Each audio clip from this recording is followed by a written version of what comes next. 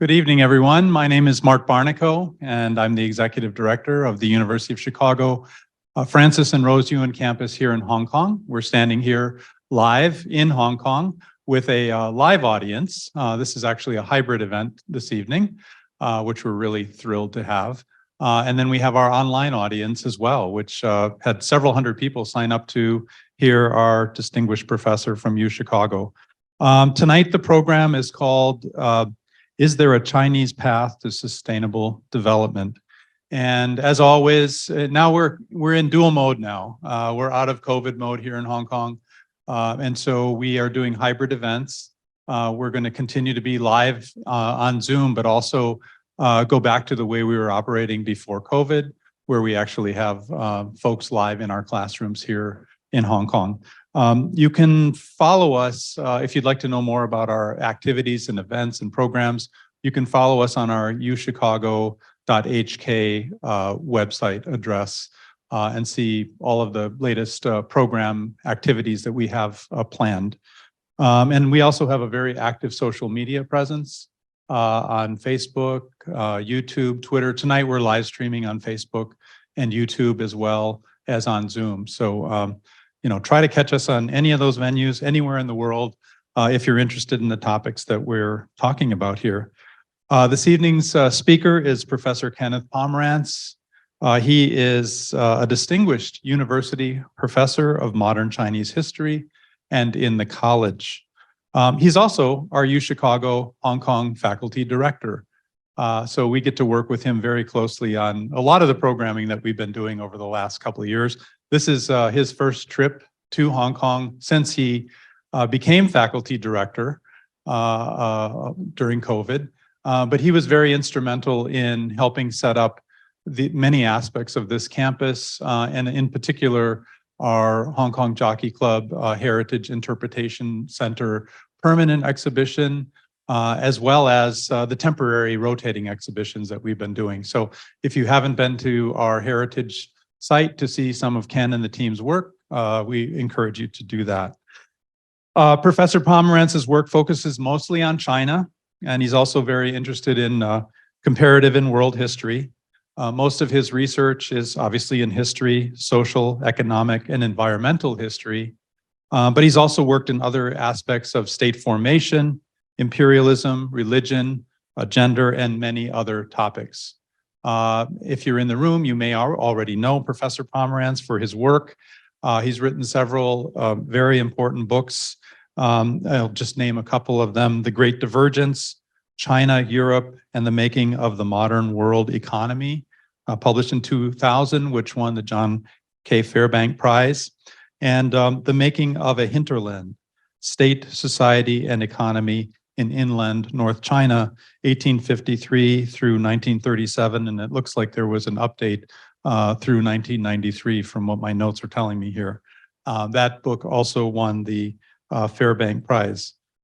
He's well published, extremely well respected within the University of Chicago community and around the world for his many areas of expertise. So without further ado, I'm as excited as you are to hear his lecture this evening. Let me turn it over to Professor Kenneth Pomeranz.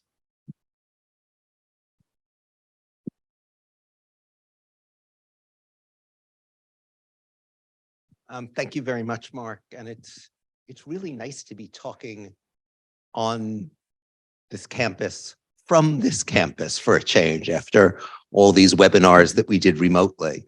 So I will just dive right in. Modernization has no agreed upon meaning, and many scholars have warned against seeing it as a single or inevitable process. But despite these important caveats, many also believe that, like modernity itself, modernization can be a useful concept if used carefully. And the Chinese equivalent, 现代化, is used all the time by PRC social scientists. Careful use includes paying attention to the many ways in which this process varies from place to place and period to period, and noting that these different paths leave lasting marks so that convergence is always partial. All modern societies share some features, but not the pervasive sameness that many of the original modernization theorists of the 1940s to 1970s predicted. Despite the widespread disagreement about what modern societies share, at least three elements seem to command general assent. One is economic development, reasonably high per capita income levels, long life expectancies, a major shift of workers from agriculture into industry and services, and high levels of urbanization and energy use. A second is bureaucratization, management of many parts of society by functionally specialized organizations with predictable rules and personnel with relevant technical expertise. A third is an expectation of continuing change, summarized by one historian who defined modernity as a condition in which people do not expect the experience of their parents and other locally present elders to be very useful for the world that they will experience, and thus increasingly take their behavioral cues from other, often more distant sources: teachers, peers, authors, advertisers, and propagandists, and today even AI-controlled bots. But I will leave this third element for another time. As a historian of China, I have periodically tried to think about how China's experience with these macro trends might help us revise our models of large-scale social change, which continue to be mostly derived from classic texts that treat a stylized version of Western experience as normative. In doing so, one quickly discovers widely disseminated narratives which suggest that China was at some point headed towards a precocious modernity, then fell behind, and has recently caught up. Though a major problem with such narratives is that they typically suggest a predestined and universal endpoint that empirical work continually undermines. But still, it's hard to ignore the early moves in China towards a professional bureaucracy chosen by supposedly objective tests, the high degree of commercialization, urbanization, and at least around Kaifeng, fossil fuel use all the way back in the Song, and the relatively high living standards, at least in core regions, both then and in the High Qing. All of this followed, of course, by China's relative eclipse by a rising West in the late 18th to mid-20th centuries. Let's start then with a brief account of some important ways that the Chinese path to modernity has indeed been distinctive, and then ask more speculatively whether those differences might help to make Chinese modernity more sustainable than those built along Western lines, especially in environmental terms. Many scholars, including myself, have discussed the idea of a so-called East Asian path to economic modernity, evident in the most developed parts of Ming-Qing China and Tokugawa Japan, one characterized by highly commercialized agriculture with very high levels of land productivity, especially in irrigated rice regions, large amounts of handicraft production, much of it embedded in peasant households, rather than produced by full-time town-based artisans, and levels of per capita income among the highest in the pre-industrial world, all achieved with lower per capita resource consumption than in comparably wealthy parts of Europe. With their high population densities, these areas faced serious ecological pressures by the mid-Qing, but probably not much more serious than core regions in Europe faced before they were relieved by both a massive turn to fossil fuels, greatly reducing pressure on forests, and access to land-intensive products from tens of millions of acres overseas, allowing them to embark on unprecedented growth fueled by unprecedented resource use. So this graph gives you energy consumption over time, and you get a sense of the extent to which the takeoff in growth in the West is fueled not just by using more energy, but using more energy per unit of output than before. Whether the East Asian path would have generated long-term per capita growth on its own is a moot point, though most evidence suggests not. What matters for thinking about modern times is first, the absence of such an independent breakthrough did not reflect any deep-seated cultural dysfunction, but rather material constraints shared by other early modern societies and transcended first in the North Atlantic only because of an unlikely series of fortunate conjunctures. And second, that even once modern technologies were available in East Asia, growth there did not yield rapid convergence in either what was produced or how. Rather, industrialization in Japan and in coastal China remained through the first half of the 20th century primarily a matter of light industry with a large rural component. In 1936, over half of industrial output in Jiangsu province, which at that time included the city of Shanghai, came from the countryside. Rates of both urbanization and proletarianization remained much lower than for Western societies at similar levels of industrialization and of per capita income. And so did resource consumption. Haru Sugihara, focusing primarily on Japan, has argued that these patterns persisted even into the late 20th century, when Japan had become a high-wage, high-tech, capital-intensive economy, and also characterized Taiwan, producing high living standards with sufficiently less resource consumption to offer a more sustainable growth path for much of the world than the North Atlantic model. Now, it's not implausible to tell a similar story for much of coastal China, at least until the dramatic urbanization of recent years. In particular, unusually widely held rights to small property in late imperial China, both peasant ownership and in more commercialized areas, the widespread consolidation of strong tenant usufruct rights meant that the actual cultivators, who were overwhelmingly either smallholders or tenants with some security, earned something closer to their average product than their marginal product, and thus earned much more than the relatively few people who were either agricultural wage laborers or tenants at will. In the intensely commercialized Yangtze Delta, wage labor accounted for only 10% of all agricultural labor, even in the 1930s. And both very spotty Qing data, which you see here, and somewhat better Republican data suggests that tenants with average-sized plots earned 3 times as much as a year-round agricultural wage laborer, while smallholders earned 4 times as much as an average wage laborer.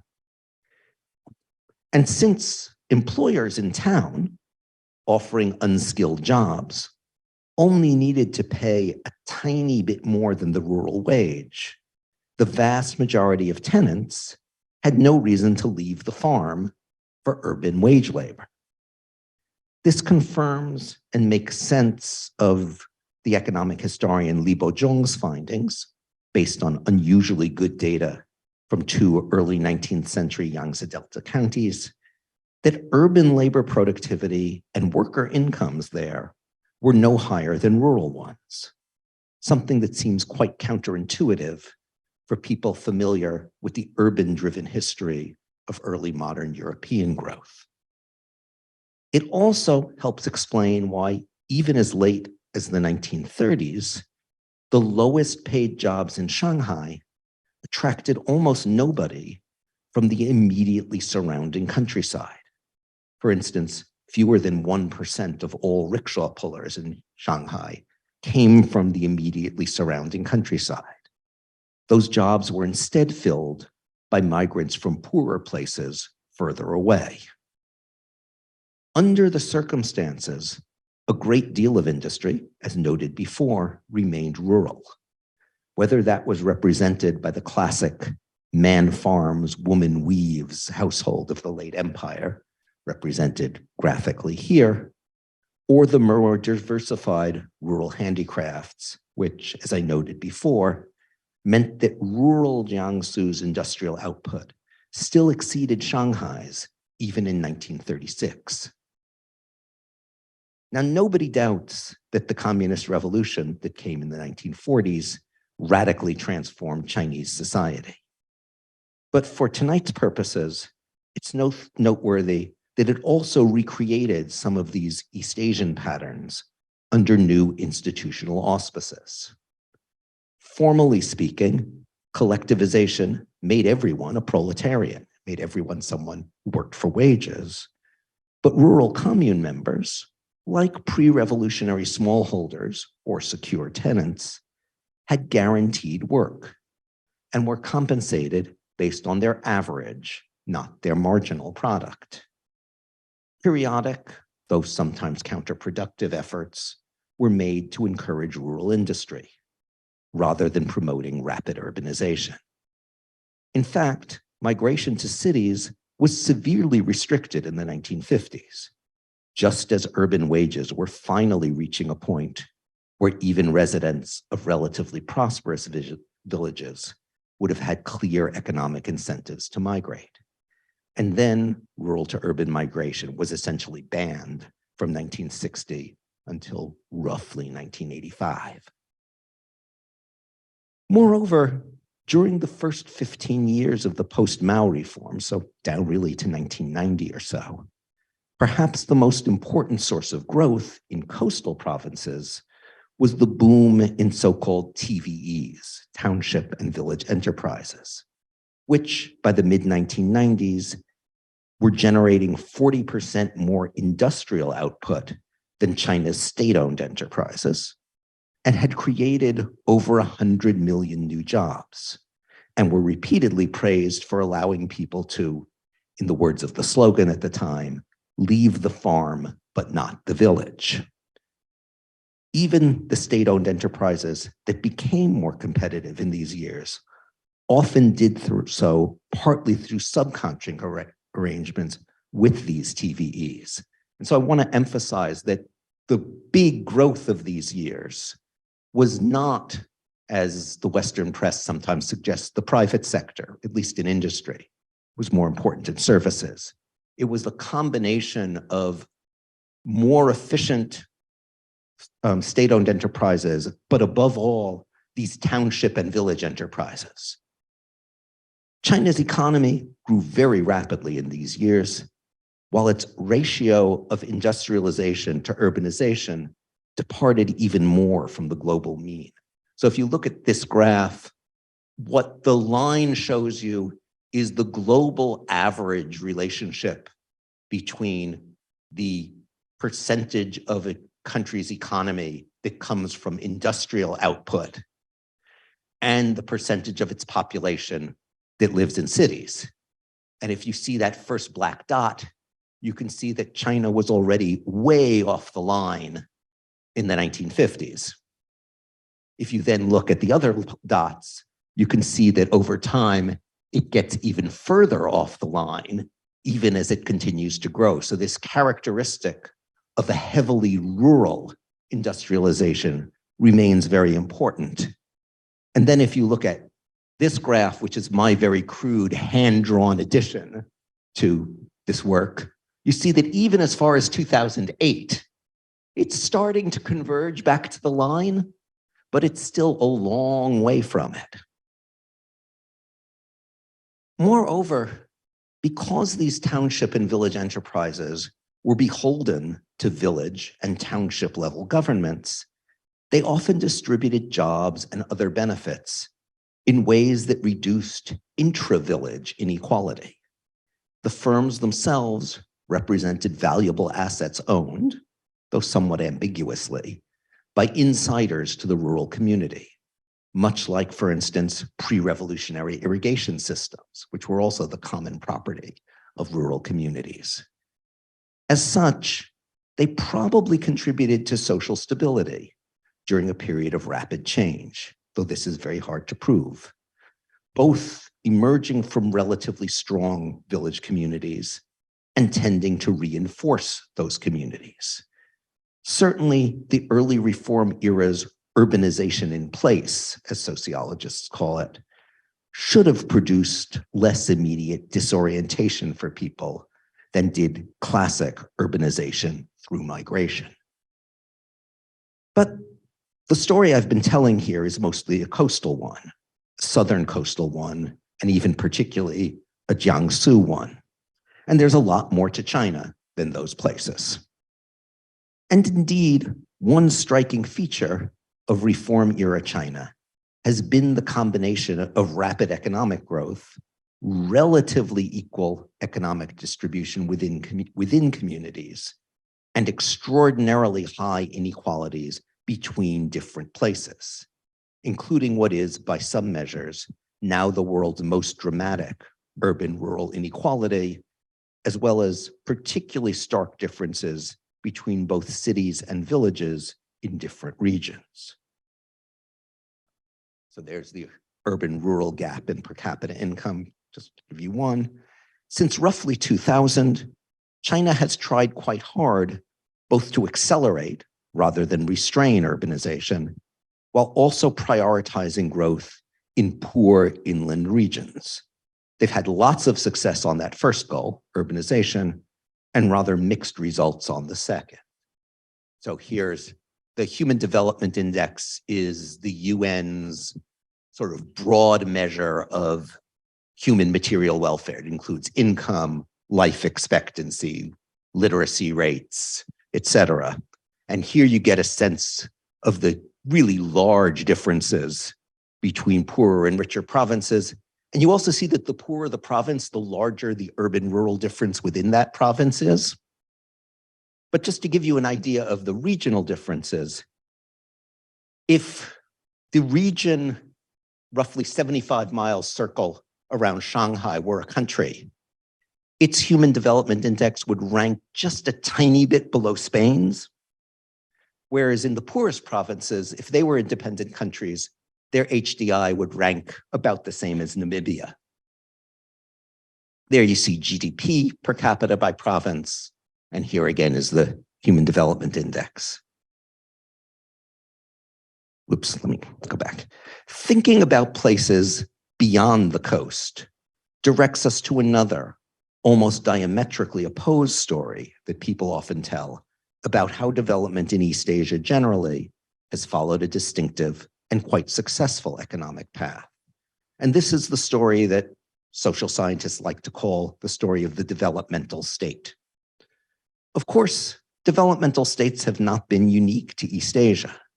Many of their features appeared first in continental Europe, reaching East Asia via Japan. But the model has flourished above all in East Asia.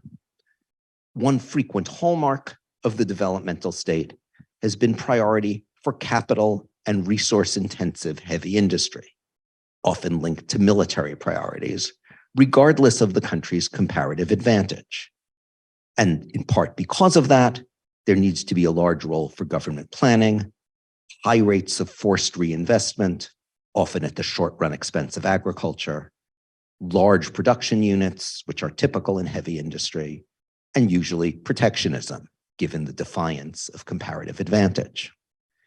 Many features of this approach were evident in China under the nationalists, especially after 1931, as preparation for war with Japan geared up. But they went much further from 1949 to roughly 1978. Top priority went to defense-related industries and to capital goods production, financed by using taxes and state-dictated prices to remove resources from peasants.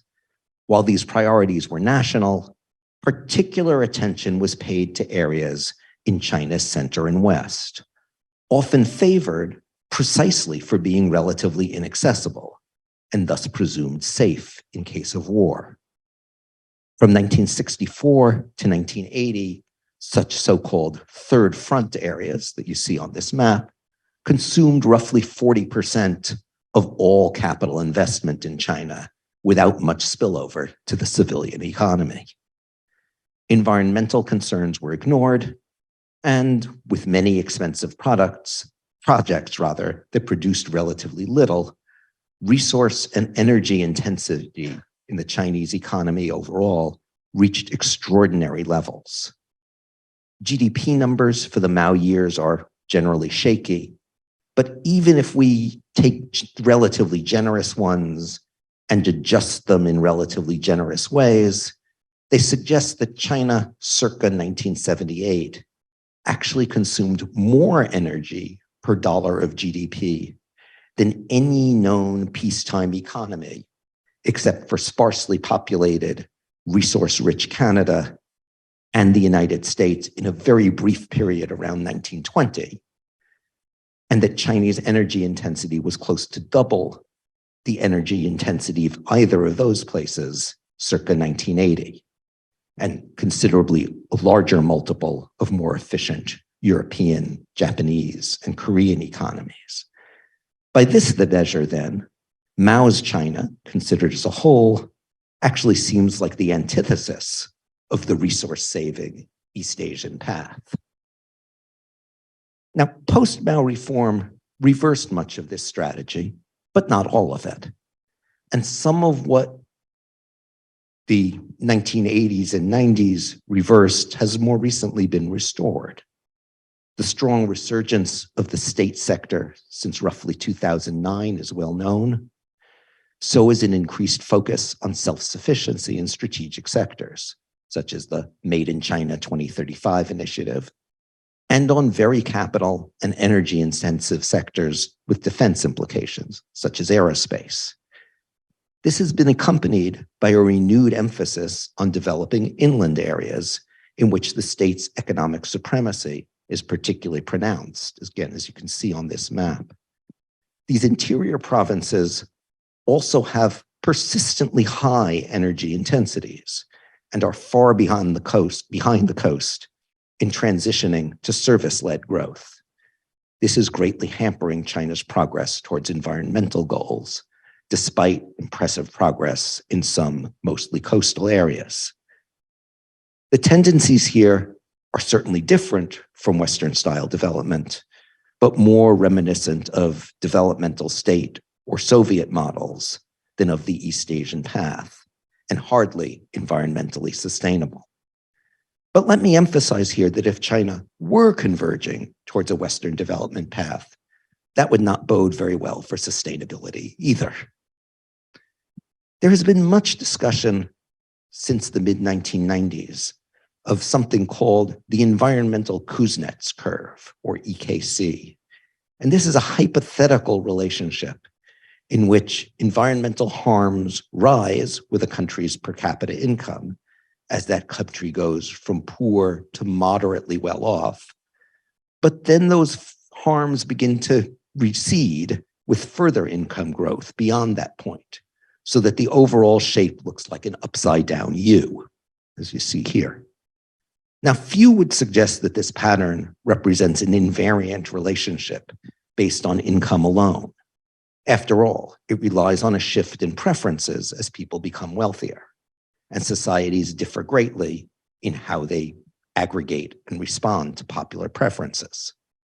But because the basic driver of the model is supposedly universal, the idea that richer people care less about each additional dollar of income, while development's toll on their environment is cumulative, the model can serve as a sort of useful baseline for what convergence would look like, and thus a point from which to investigate how Chinese institutions might bend the curve one way or the other. Some early studies, which looked mostly at efforts to improve ambient air quality, suggested a very robust EKC, making an environmental turnaround likely once incomes reached a certain level.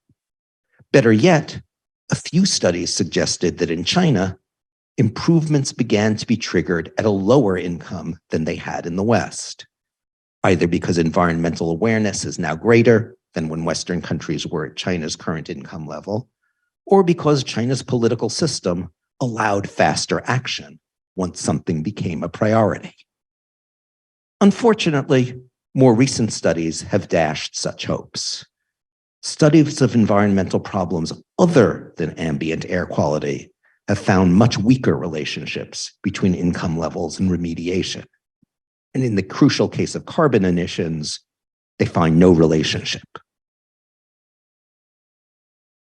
This is in some ways not surprising, since ambient air pollution is easily perceived and usually has its greatest impact near the pollution source, so that even a localized cleanup can confer big targeted benefits to the people who are sacrificing income for it.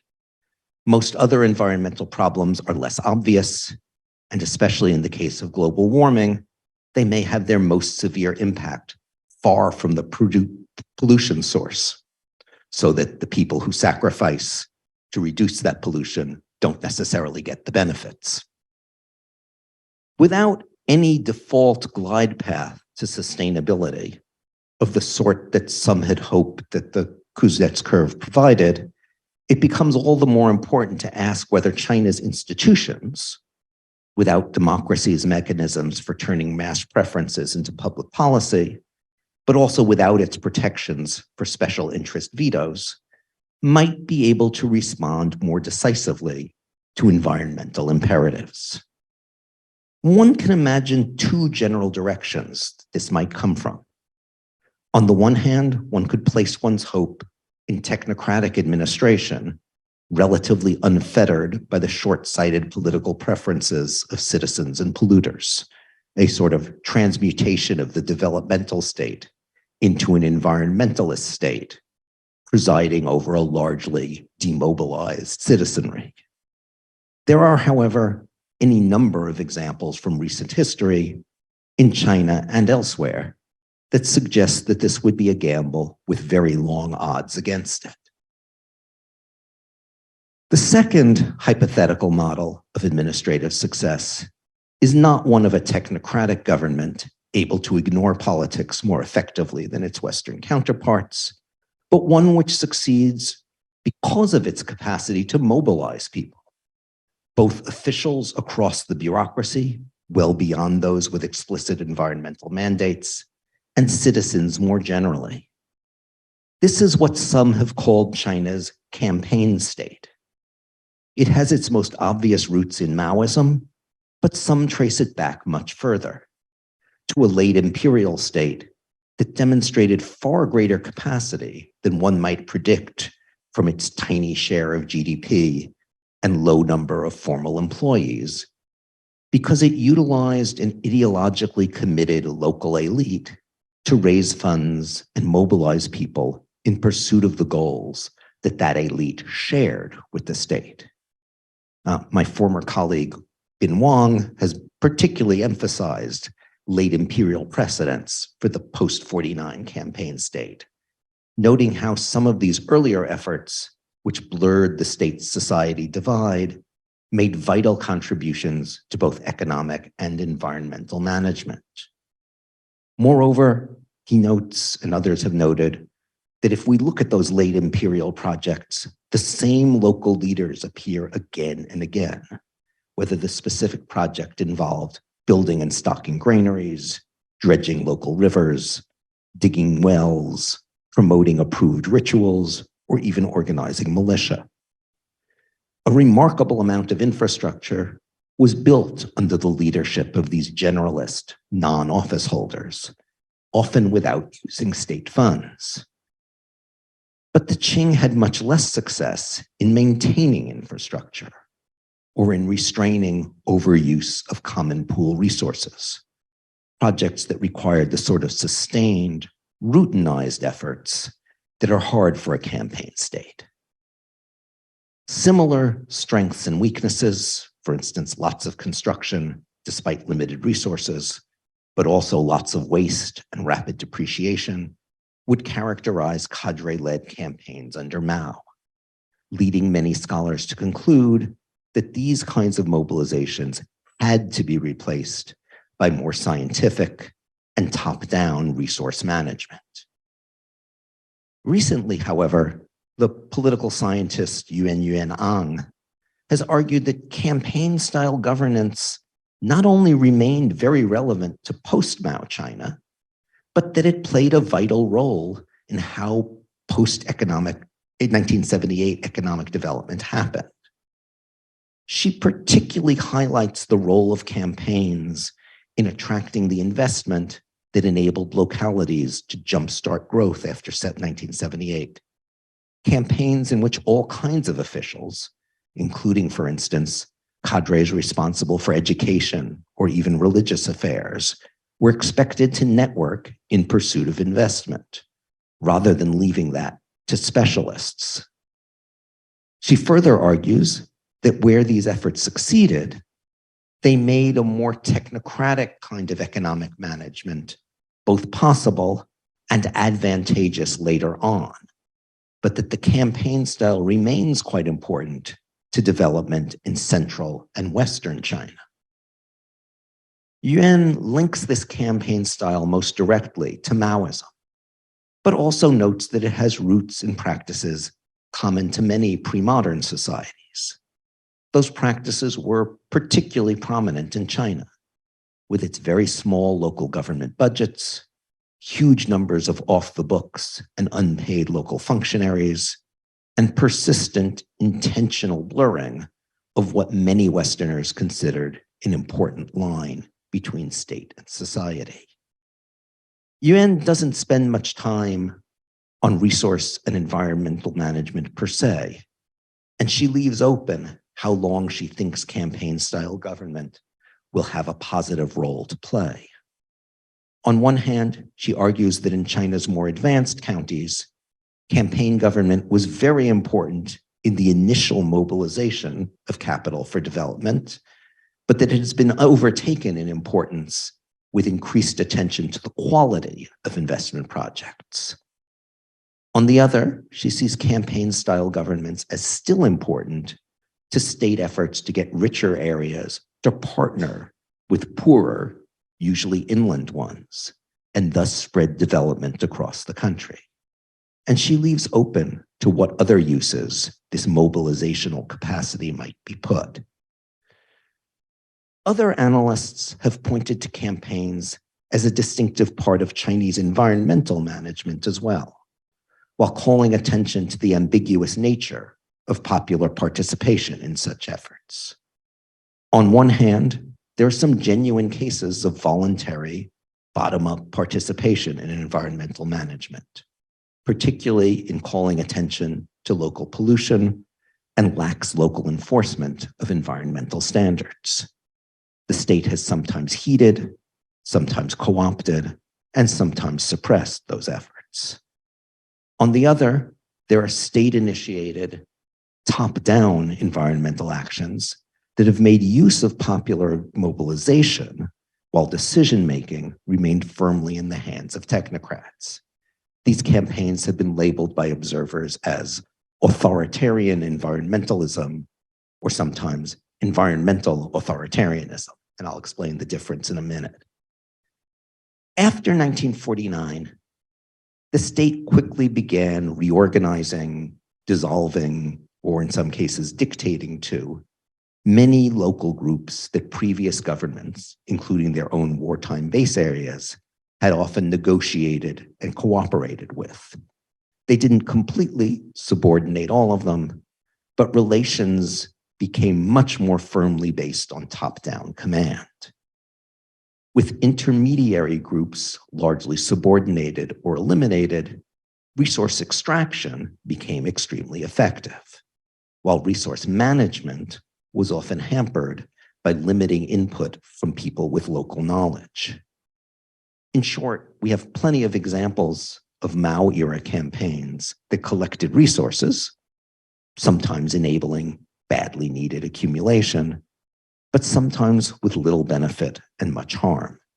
Backyard steel during the Great Leap Forward is perhaps the most obvious example. There were also campaigns to replenish or augment natural resources, most notably huge tree planting campaigns and campaigns to construct small-scale hydropower and irrigation facilities. The tree planting campaigns planted huge numbers of seedlings, but only a small percentage thrived, suggesting again the problems with sustaining the gains from campaigns. Even when the trees did grow, these campaigns often suffered from the very centralized vision behind them. Most were of just a few species, selected entirely for rapid growth, and ignoring China's highly varied ecologies and the benefits of biodiversity. The more open reform era sponsored some new structures, policies, and outcomes that look more like their Qing antecedents, both for better and for worse. Semi-private organizations have reemerged, which are not really independent of government, but have sometimes had real influence. Some of the most successful of these groups are environmental ones. The government itself has shown much greater concern with sustainability than under Mao, especially with respect to China's chronically vulnerable water supply. Here you see China's water needs on a global scale. Here you see the water supply by region, and the real problem is up in the north. However, its conservation efforts were hampered until quite recently by the small size and low bureaucratic rank of the central agencies tasked with environmental protection. And all levels of government still generally prioritize growth over the environment. As markets have played a larger role in the economy, market-driven displacement of impacts from vulnerable areas have been embraced as a complement to central interventions. So for instance, banning logging and turning on a massive scale to lumber imports after major floods in the late 1990s alerted the regime to just how bad deforestation was. At least that has been the case for some resources. For other resources, fear of import dependence limits those kinds of strategies. The insistence on continuing to build coal-fired utilities and the recent acceleration in China's coal consumption, even while it also builds green generating capacity, is a particularly stark example of the environmental consequences of wanting to be relatively self-sufficient. The result has been a complicated mix of centralized technocratic mega projects, which mostly recall the technocratic impulses of 20th century centralized resource management, but now in combination with lots of reliance on markets and aimed with significant administrative decentralization and reliance on what, from the Western point of view, are unconventional forms of governance that have sometimes worked pretty well. For instance, the local small-scale hydro projects that I mentioned before, built with local effort as part of campaigns, though in some cases the construction was also supported by government loans, as it had been in the Qing, actually operated quite efficiently and were a resource-saving approach to rural electrification in many areas, even as late as the 1980s and 90s. Another campaign-based environmental success has been a sustained effort to promote efficient stoves in the countryside. This campaign actually began in the late Maoist period, wound up reaching 70% of rural households by 1993, and has saved something on the order of 60 million tons of coal equivalent of energy every year, which is only 1% of Chinese coal use, but it's still 60 million tons of coal equivalent per year. And it's done this while also reducing harm from indoor smoke.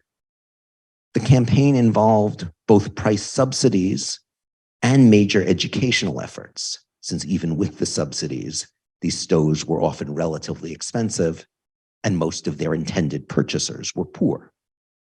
The program was halted in the mid-90s, but resumed with World Bank support in 2013.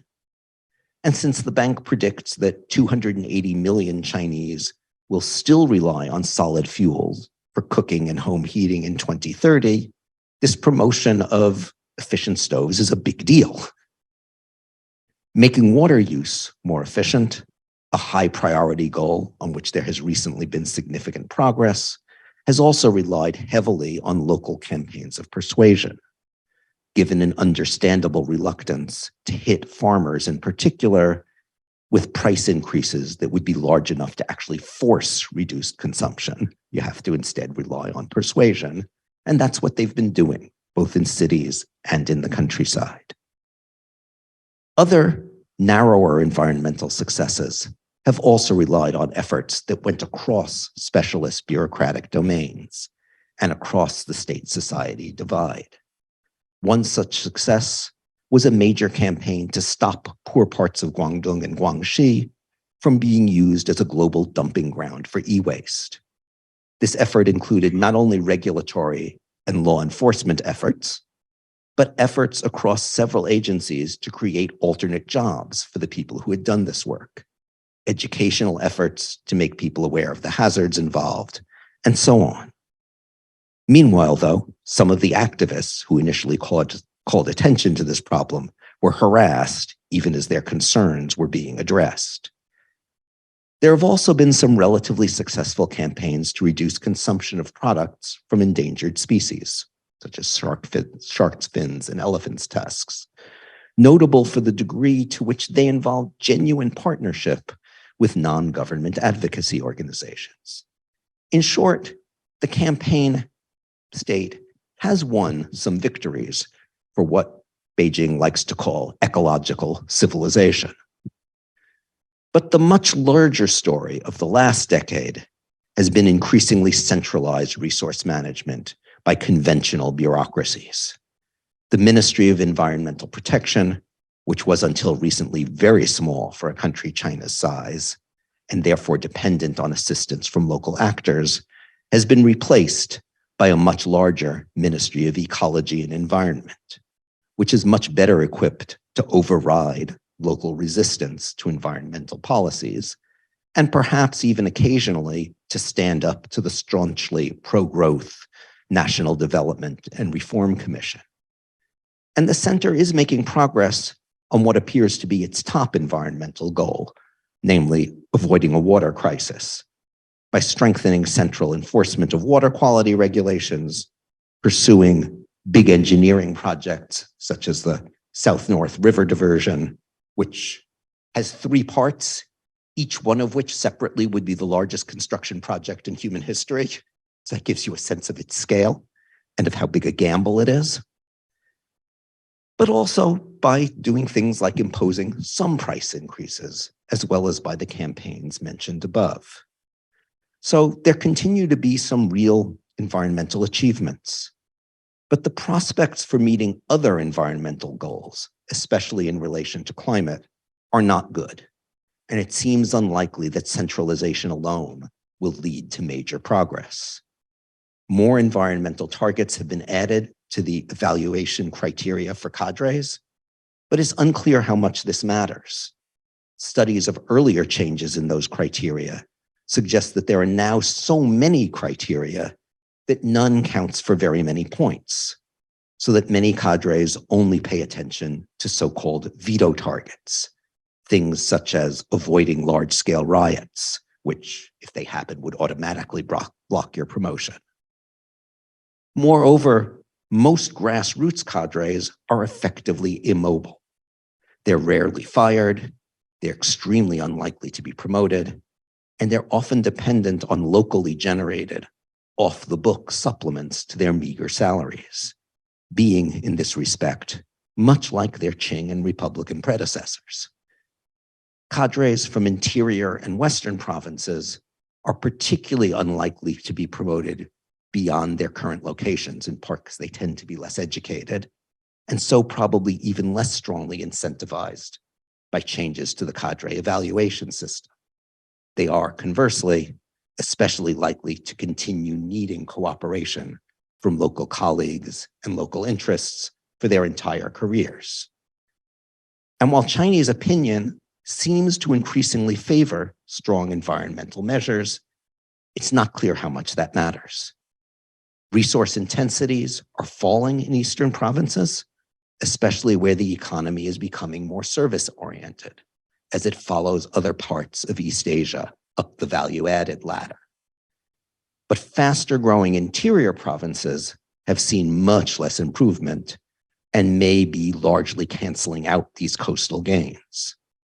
China might still be able to reach its 2030 pledge for reduced greenhouse gas emissions, despite recent backsliding on coal use, in particular, which increased sharply in both 2021 and 2022. In fact, in 2022, fully 3/4 of the entire world's new coal-fired utilities were built in China.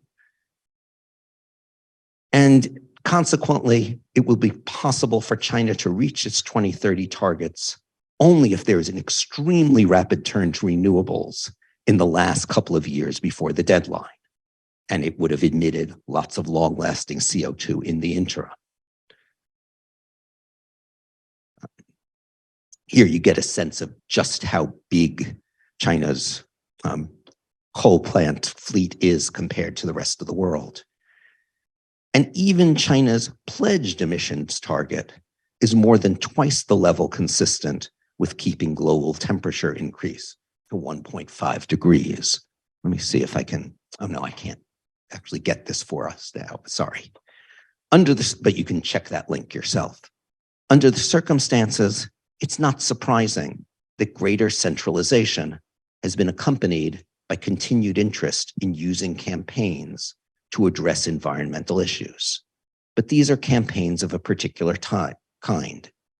In June 2018, not long after it came into being, the new Ministry of Ecology and Environment issued a new mandatory Citizen Ecological Environmental Behavioral Code of Conduct, which was co-sponsored by 4 centrally directed mass organizations, Women's Federation, Youth League, etc. In October 2019, the NDRC issued its own overall action plan for launching green living, which, as the emphasis on living in its name might suggest, skirts questions of industrial regulation while imposing new mandatory rules for citizen behavior at home, while traveling, in shopping malls, and so on. The rules do constitute a blueprint for a campaign, but of an entirely top-down variety. While the onset of tight COVID restrictions in early 2020 delayed implementation of these codes, they do suggest that the future of environmental campaigns is very much top-down, reversing the increased tolerance of the press and local environmental non-government organizations that had contributed to the government's anti-pollution efforts during the early 2000s. As in some other areas of Chinese governance, there's been a retreat from engaging the population through at least limited partnership with semi-independent organizations, and towards instead taking the public's temperature through more atomistic methods, polling on the one hand, and most recently, AI applications that try to measure individual behavior directly, while issuing instructions through more fully state-run organizations, a shift that the political scientist Elizabeth Perry has labeled a trend, quote, from mass campaigns to managed campaigns. One recent work looking specifically at the heavily managed environmental campaigns of recent years argues that they should be seen not so much as authoritarian environmentalism, but as environmental authoritarianism. In other words, that they are as much about convincing people that conforming their behavior to state demands is essential, because otherwise environmental disaster will ensue, as they are about the environmental goals themselves. So where does all this leave us? On the one hand, even this superficial summary should leave little doubt that the path to a modern economy and modern government in China has not been one of convergence to so-called Western leaders, and that its distinctive features are by no means vestigial. Some of these differences have not only made important contributions to China's spectacular recent development, but could potentially help with making that development sustainable. But current reasons for optimism are limited. The environmental Kuznets curve, symbolizing hope for a convergent path to sustainability, provides little comfort when examined closely. And as for divergent paths, well, legacies of the East Asian development path have helped produce improving resource intensities in many coastal provinces, but even they mostly still trail the better performers in Europe and the rest of East Asia. Meanwhile, energy intensities remain strikingly high in many interior provinces, often using more than triple the amount of energy per dollar of GDP that top performing provinces like Fujian use. And the interior is where the greatest further growth is expected to come. Institutionally, what is perhaps the most distinctive, enduring feature of China's current governance system, mass education and mobilization campaigns, seems able to help with some environmental concerns, but there's no sign that it can move the needle much on the supremely important issue of climate. If anything, it seems less likely than ever to have such abilities, as more consultative efforts involving semi-independent organizations are replaced by campaigns which center a top-down, technology-driven tracking of individual behavior. Meanwhile, the centralized technocratic bureaucracy has been greatly strengthened and could make a major difference on climate, but its priorities seem to be elsewhere. The prospects for reaching sustainable modernity along either convergent or China-specific paths thus seem much more iffy than one would hope. And at a moment when Western models of governance seem very wobbly, nothing like the stable end of history that modernization theorists once imagined, the world desperately needs the kind of positive surprise that East Asian development has sometimes offered us. So I'll stop there, take questions. I realize that was a lot of stuff, sort of worked through pretty fast, but I look forward to your questions and maybe we can clarify some of it. Great, thank you, Professor. Who has a question? If you have a question, I just want to let you know, raise your hand, Professor, or I will call on you. And then if you press the black box and it lights up green, we'll pick up your voice on the microphone. So who'd like to get us started? People feeling shy on a Monday night? I have one that came in from the online audience. Professor, does the Chinese model, if any, have relevance for other nations who are not at their current levels of wealth, technology?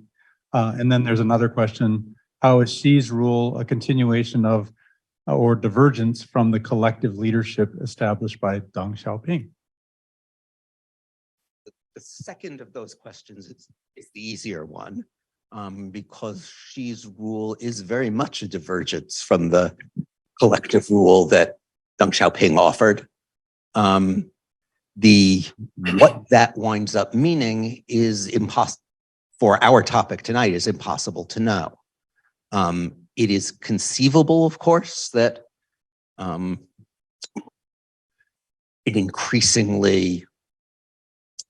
system increasingly dominated by one person could make all the right decisions, and thus lead us to exactly what we want. History suggests that tends not to be what happens.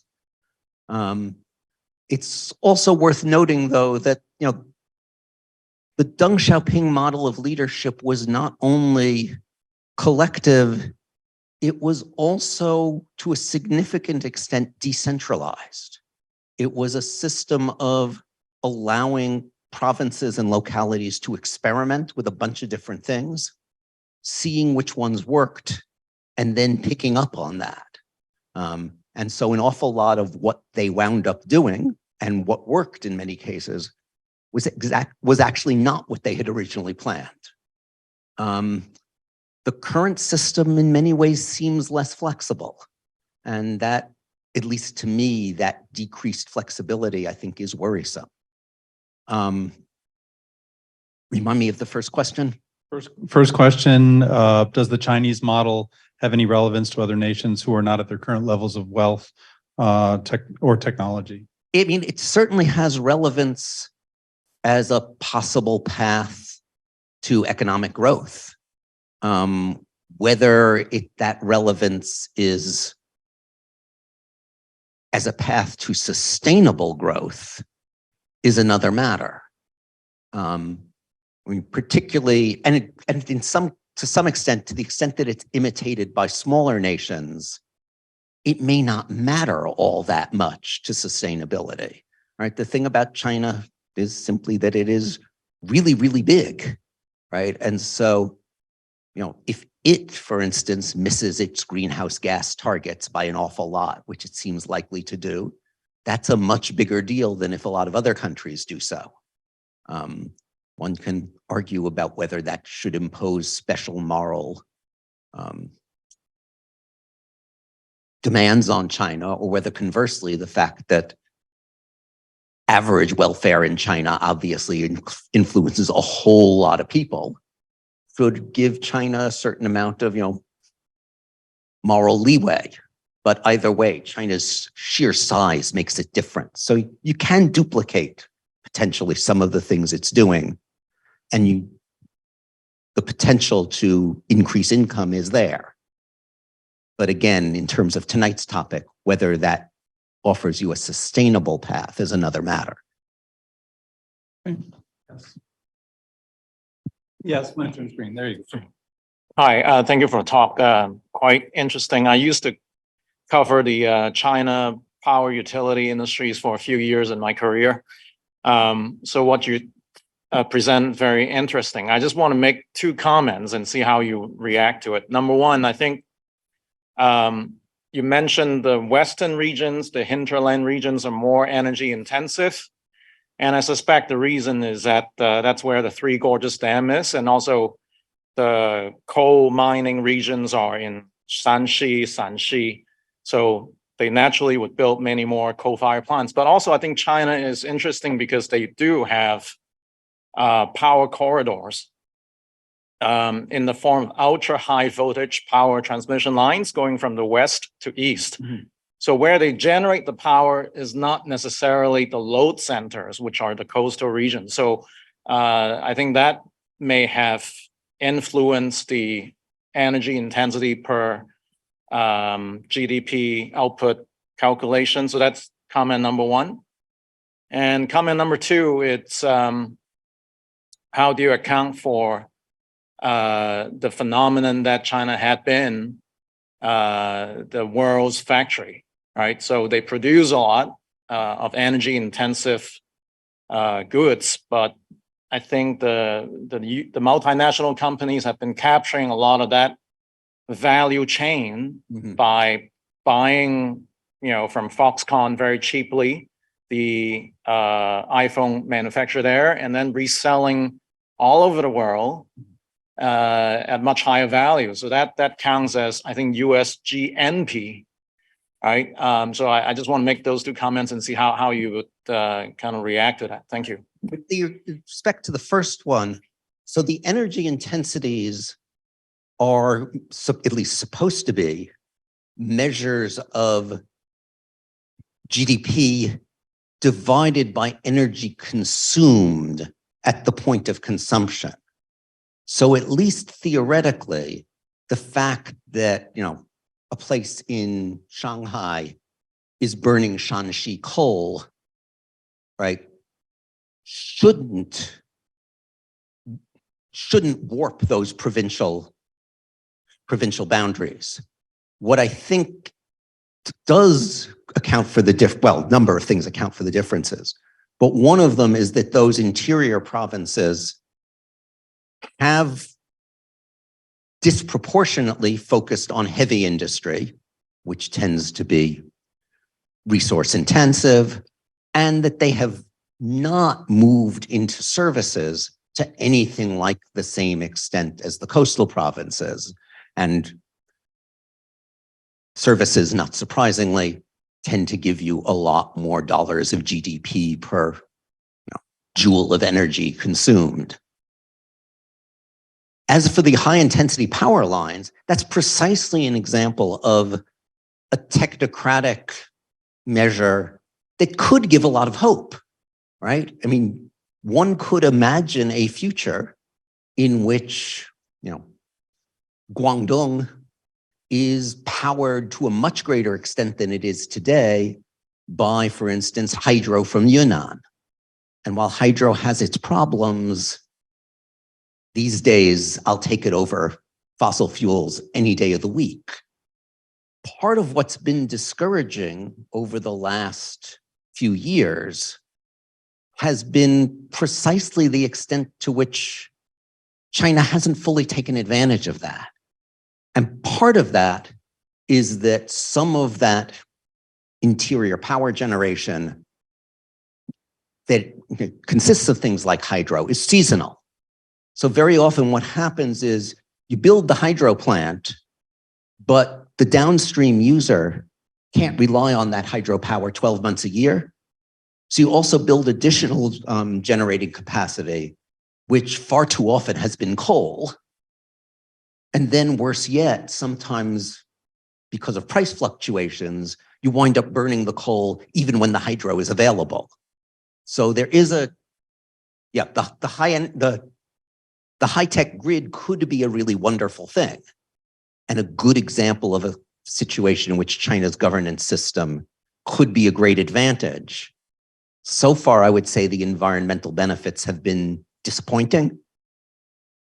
The second point, it is incredibly hard, and I know a bunch of economists who have tried to do it, to figure out how you actually assign energy intensities when, for instance, you have, let's say, aluminum that's produced in place A, which goes into an airplane that's produced in place B, which is bought by an airline in place C, and then flies people around who come from countries D, E, F, and G. There are a lot of people working on this, and it's incredibly hard. And it is undoubtedly true that China's role as the world's factory tends to result in some overstatement of its environmental impact, right? Because yes, it is making things that are then consumed in the United States, in Europe, whatever. But it's interesting that if you think about that, first of all, the few attempts that I've seen to actually measure how big a difference that makes suggests that it's smaller than you might think. And secondly, if that was the real story of China's disappointing energy intensity performance, then you would expect a place like Guangdong that is particularly dependent on that foreign trade to be a particularly bad performer. And it's not. It's in fact one of the most energy efficient provinces in China. Though, again, the really bad statistics come from Shanxi, Ningxia, Guizhou, also Sichuan, but from interior provinces that are much less trade dependent. So yeah, the trade stuff does introduce some distortion, but I think it's not huge. Professor, I have a couple from the online audience. This one's, China continues to build more physical infrastructure than nearly the rest of the world combined. 53% of global cement is used by China. This has huge environmental consequences.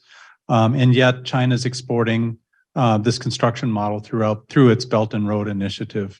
Can you comment on, do you see any pressure to make the Chinese additions to the built environment less prolific or more sustainable? There were a couple of questions related to Belt and Road and sort of exporting that model. Yeah, and it's a real conundrum, right? I mean, on the one hand, a lot of the countries that are getting Chinese investment in Belt and Road are countries that desperately do need investment and haven't been getting it from the rest of the world.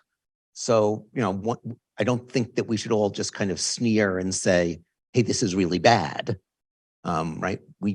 unless you just want to condemn large portions of, for instance, Central Asia to poverty.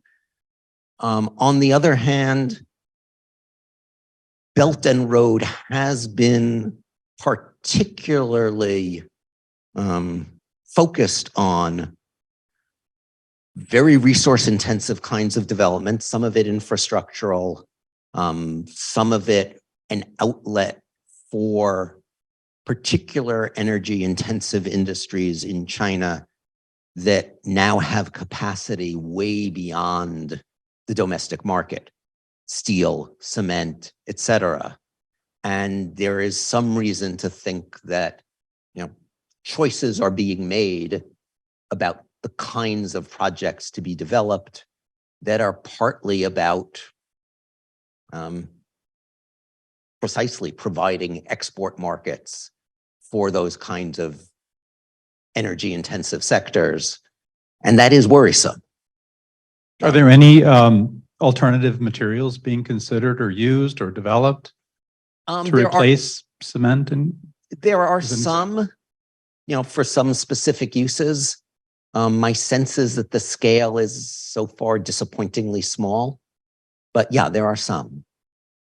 I think we had a live question in the back here. Thank you, Professor, for the lecture. I just want to add one more comment about the one thing you didn't cover in the lecture, which is that in the past few years, the structure of China's power generation is dramatically changed. Up to now, over 30% of the energy generation is from solar and wind.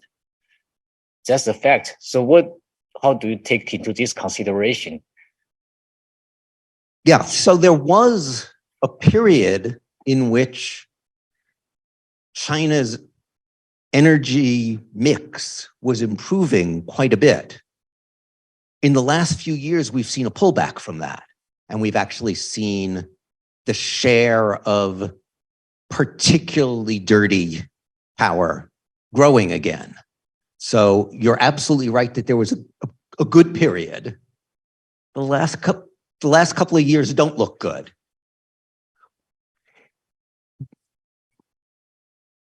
Right, but China's total energy consumption is increasing so dramatically, right? If solar and wind increase, but not enough that you can reduce coal, you've got a big problem.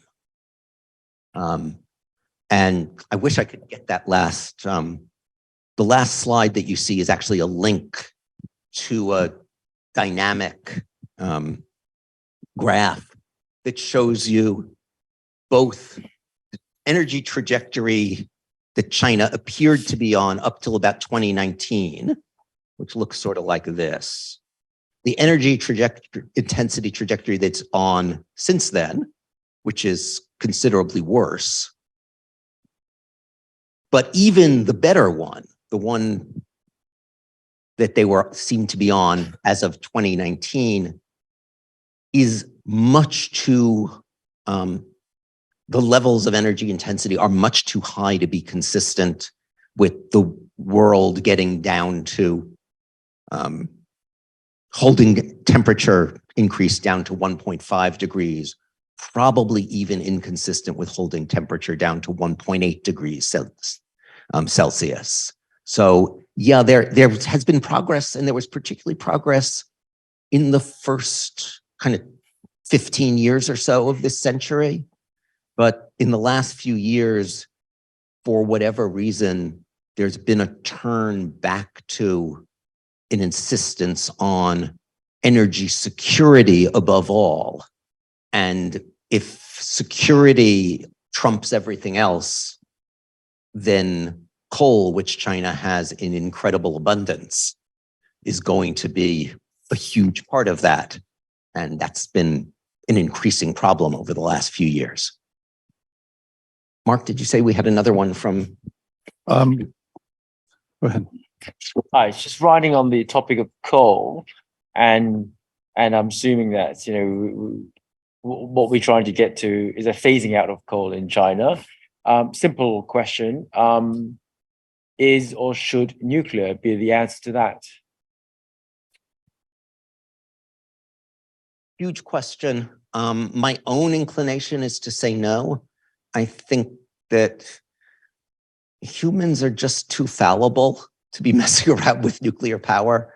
I know, I'm not competent to pronounce on some of the claims by people who know the new technologies really well and say, oh no, this time they are really, really safe. And we know how to dispose of the waste and so on and so forth. Just as a historian, I'm skeptical. I mean, I just don't think that humans are very good at dealing with stuff that's going to be dangerous for 10,000 years. But, if things get desperate enough,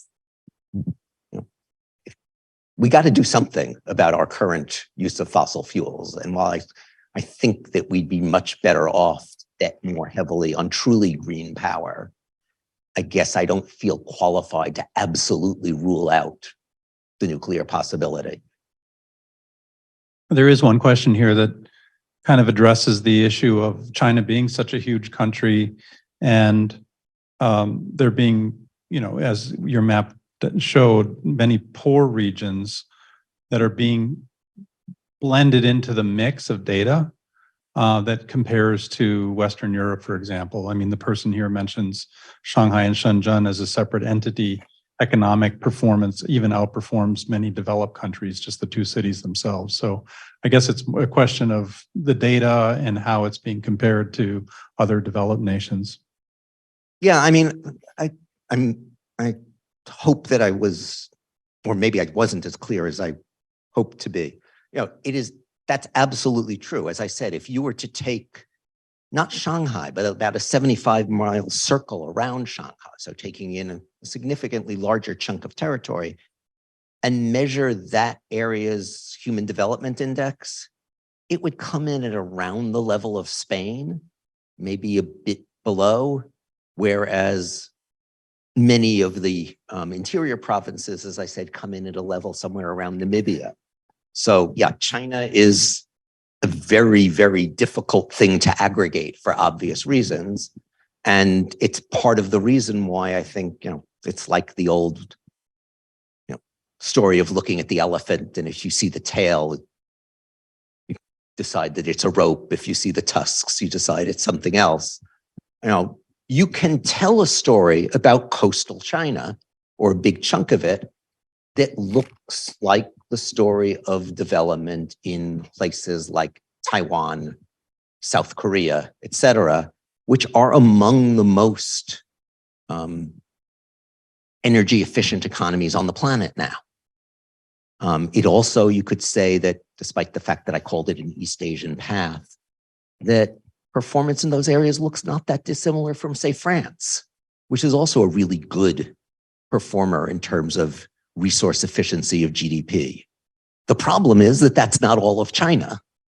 And that while I think at one point, at least some people dreamed that that development model would spread across the entire country, what has happened has not been that, but that the rest of the country has developed not in a similar way, but in what you might think of as a potentially kind of complementary way, right? It has become the energy intensive, heavy industrial, heavily planned,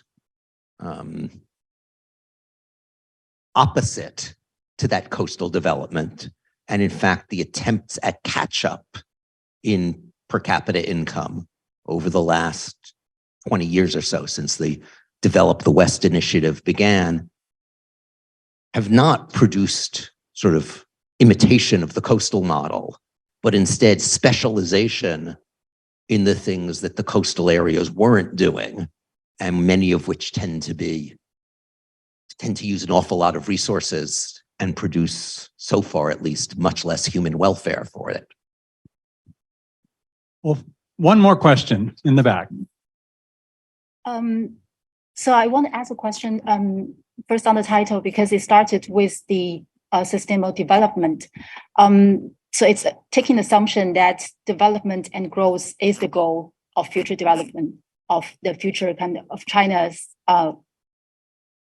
So I think the question is back to, I think there has been a lot of discussion in ecological economics, basically around the topics of degrowth and post-growth, which for degrowth, it looks at the kind of the energy put through, which is related to energy intensity and energy consumption. But the post-growth puts more emphasis on well-being and prosperity, and also the social aspects of development. So I wonder whether is it possible to start the discussion of going beyond growth for China, or that is a too far-reaching goal for China? Okay, so the first thing I should say is that I see a discussion of whether growth can be sustainable as the first question you ask, and if the answer turns out to be no, right? And I think I said a lot tonight that suggests that maybe the answer is no, right? Then you have to think about something radically different, right? And that's where post-growth comes in. So I'm not trying to take that off the table by any means, just because it wasn't my focus tonight. Now for the second question, is it time for China specifically to think about post-growth strategies? There I kind of feel awkward, for one thing, coming from a country where per capita living standards are still a heck of a lot higher than in most of China, saying to Chinese people, oh, that stuff the stuff we have wouldn't make you happy anyway. Just, that's not for you, right? And especially when we realize that, particularly in the interior of China, there are still an awful lot of people who are genuinely very poor. Whether more of their needs could be met through greater equality, for instance, rather than greater total growth, I think is a really interesting question. And maybe it may well be that what sustainability has to mean, not just in China, but in a lot of places, is in fact a greater emphasis on equality rather than on enlarging the pie. Again, particularly as an American, I don't feel in a really good position to say to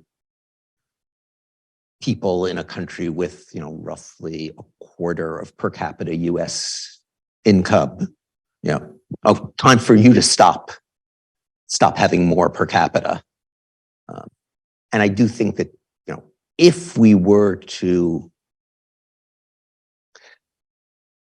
make a heavy commitment to certain kinds of green development, there's probably still room for a reasonable amount of sustainable growth. Maybe not forever, but something. Great. Let's give Professor Pomeranz a round of applause. Thank you so much. Thank you, everybody. And I just have a couple program notes for our online and for our in-person audience if they care to join some of these programs. So Professor Pomeranz's colleague, Edward Shaughnessy, he's a distinguished professor in early Chinese studies at the University of Chicago. He'll also be hosting an in-person talk on May 2nd. We have the QR code there. You can scan it. This is going to be an interesting one on the authenticity of looted antiquities and the ethics of studying them. I'm excited to hear that lecture as well. So he'll be here May 2nd. I hope you can join us either in person or via the Zoom, YouTube, or Facebook audiences. The other thing I wanted to mention, if you don't know, our staff here working with Professor Pomeranz, our faculty director, has created a new podcast called The Course. Professor Pomeranz was our first featured faculty member. The Course is a podcast. Again, it's all orchestrated out of our campus here, featuring all U Chicago faculty. We have about 83 episodes, and what we're doing with The Course is basically featuring our U Chicago faculty from all walks of the campus, all parts of the community, and talking about how they became professors. So we're not just focused on their research, we're focused on them as individuals, as people, and the path that many of them took to be professors, which we're also highlighting the ones that didn't grow up in a two-professor family, or they came from really unique walks of life. So I encourage you to scan the QR code, listen to a few episodes of the course. Start with Professor Pomeranz's. That'll get you started. That's a really good one. We like to humanize our professors by having them tell their stories on their own. So the course is something we're really proud of on this campus, and I hope you can enjoy it as well. So don't forget to follow us on our UChicago website, www.uchicago.hk, and all of our social media channels. We look forward to seeing you hopefully on May 2nd, and thereafter watch the website for other programming announcements. Thank you so much for joining us this evening.